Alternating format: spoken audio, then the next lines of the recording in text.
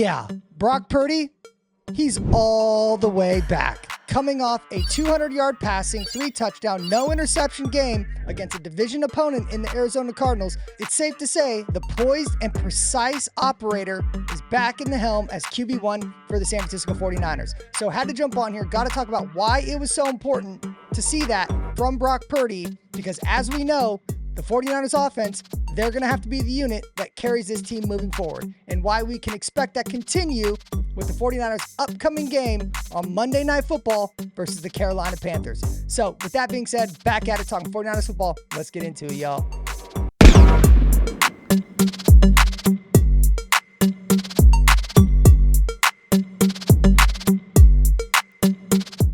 Yo, what's up, everybody? It's your boy Ryan Tigey back in action. Brock Purdy, he didn't have rust. Brock Purdy looked as sharp as ever. As we all know, QB1 for the San Francisco 49ers just came back from a major injury, a toe injury that was a little mysterious, and we didn't really know what was going on. And especially when you have flashbacks of what we saw earlier in the year when Brock Purdy went up against the Jacksonville Jaguars dealing with that toe injury, I was a little bit worried about what we were going to see from a fan's perspective with Brock Purdy coming back to play the Arizona Cardinals.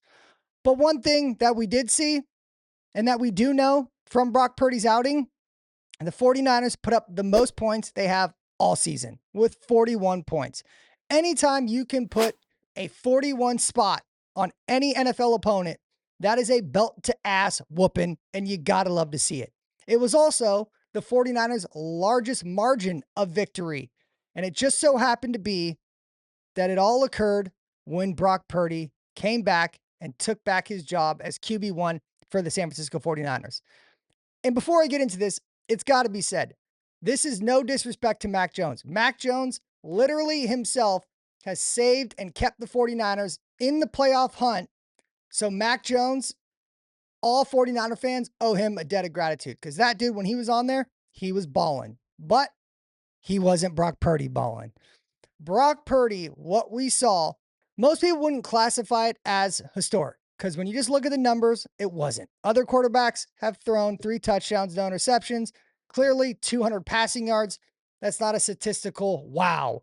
But what we can see is Brock Purdy, the dynamics changed when he came back onto the field. The one thing that I noticed almost immediately was the command in the offense Brock has. Brock Purdy, he is comfortable in this offense. Without a question, the way he has mastered this offense, it clearly showed up when we saw him play coming back from injury, going up against the Arizona Cardinals. And boy, did it look sweet. That one play, when he checked, when he noticed, hey, the Arizona Cardinals, they're in cover 3, his first touchdown to Kittle, when he canned that play to go to the second play, he knew what he saw, reading the defense, knew Kittle was going to be lined up and mismatched against the linebacker, and then threw an absolute dime to Kittle for a touchdown. It was magnificent. And if you go back and look at that play, Christian McCaffrey was also wide open. So that that audible that Brock Purdy called on the line, that was going to work. And that was all because Brock Purdy had early recognition of what the defense was in, and he knew immediately where he was going to go. Another thing that you noticed just on that play alone, how comfortable he is in this offense.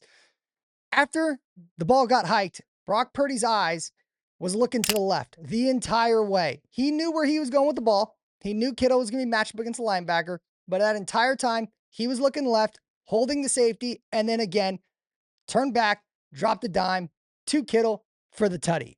So not only is it his comfortability and command that he has in the offense, hell, you hear players talk about it all the time. But again, as we all know, because Brock Purdy has been the same guy since becoming the starter for the San Francisco 49ers, he is elite at 2 things, at processing and accuracy. Not many quarterbacks have that combination, except Brock Purdy, he does. He is a master of anticipation. We all know that. The way he processes is truly something unnatural. Most quarterbacks aren't able to process the amount of information that he is able to do in that fast of time to get the ball to where it needs to go so the players can go and make plays. But Brock Purdy, he's got that down. And another thing I noticed from this game alone was how Kyle Shanahan felt about Brock Purdy coming back. He didn't say anything in the media pregame or postgame, but where I noticed it was pushing the ball down the field.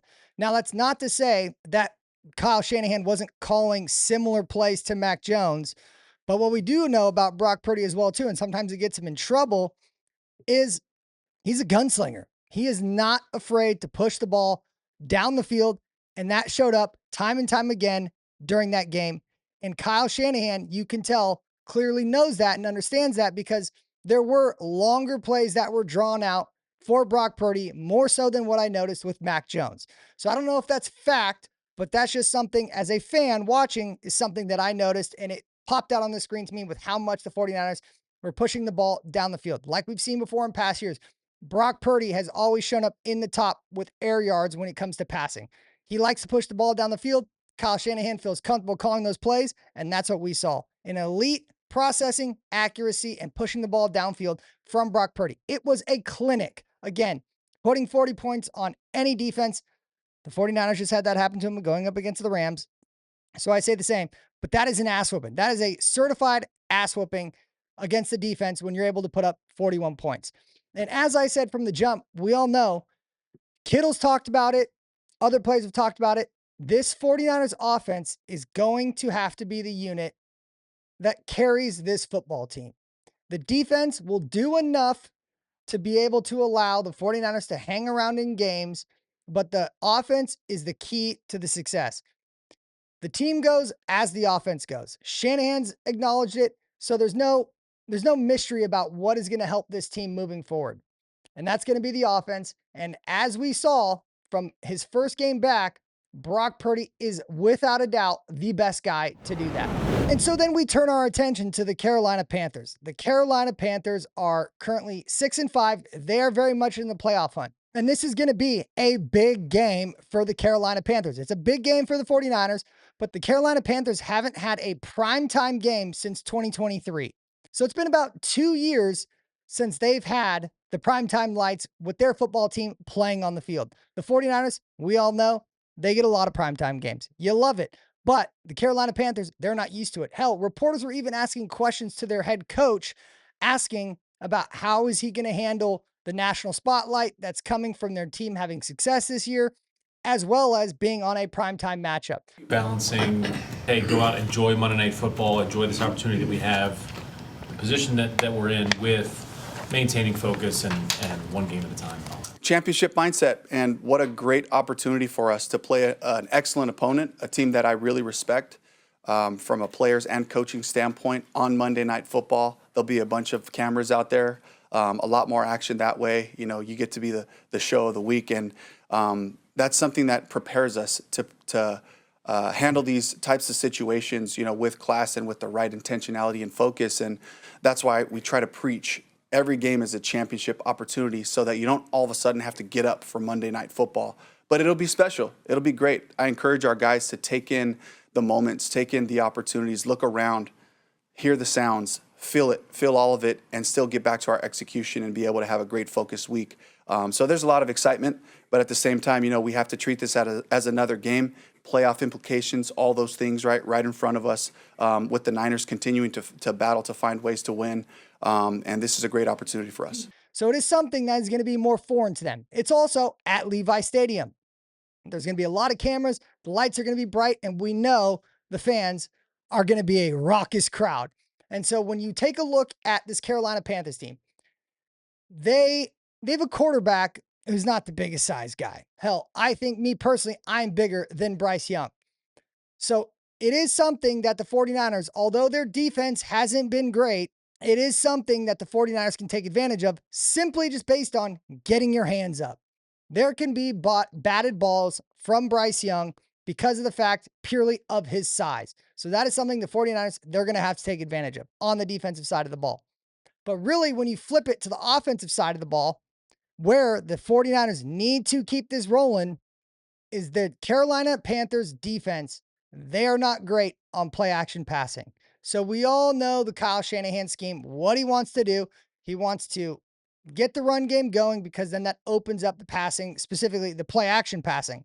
And so I will tell you now, if the 49ers are able to get some good solid runs early in the game, watch out. The floodgates might open for the San Francisco 49ers again, just like we saw with the Arizona Cardinals, because their team statistically is not that great in play action passing. So that is something that is a key to watch in this upcoming Monday Night Football game.